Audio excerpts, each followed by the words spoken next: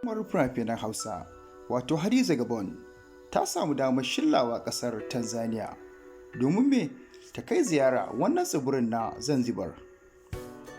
To za ka saurari wannan dai rahoto ne daga wannan channel ɗin tamu mai albarka. Da fatan idan baka yi subscribing tun a baya ba, ka lallaba kai mana subscribe ko kuma ka danna alamar ƙararrawa domin me idan mun ɗora bidiyon mu sabo ka samu damar kallon bidiyon mu cikin lokaci da muka ɗora shi. Ita dai wannan jaruma Hadiza Gabon, kowa ya santa babbar jaruma ce a masana'antar Kannywood. Ta shilla zuwa ƙasar Tanzania, tsibirin Zanzibar, domin ta buɗe idanta a ƙasashe na Afirka. Dama ta da ita da burin cewa ba sai lallai an je Dubai, America ko Ingila shine za a buɗe ido ba. Akwai ƙasashe masu kyau a wannan yanki namu na Afirka.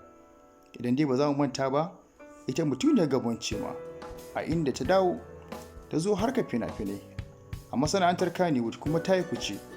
Duk da yake kwana biyu ba a jin ɗoriyar ta masana'antar Kannywood, amma ta yi ƙaurin suna wajen taimakawa mutane. Ta yi ƙaurin suna sosai domin me wata majiyar ma ta nuna cewar tana taimakawa Maryam Yahaya domin me wannan rashin lafiya take ciki. Allah ya ba ta lafiya, wato ita Maryam Yahaya ɗin kenan. Hadiza Gabon dai an nuna hotonta a wajen wani kunkuru inda take wasa da shi, da kuma wasu hotuna ta ɗauka a kan jiragen ruwa a kan ruwa a wannan tsibiri na Zanzibar da ke ƙasar Tanzania. Wani fata za ku yi ma wannan jarumin Hadiza Gabon? To kar ka manta a ƙarshe dai ka danna mana subscribe a channel ɗin nan tamu mai albarka, kuma ka danna ƙararrawar sanarwa. Idan kuma ka yi subscribe tun a baya, sai ka yi like ka share bidiyon mu, domin za ka dinga samun videos irin wannan wanda suka danganci al'amura na yau da gobe da kuma al'amura na masana'antar Kannywood. Mun gode.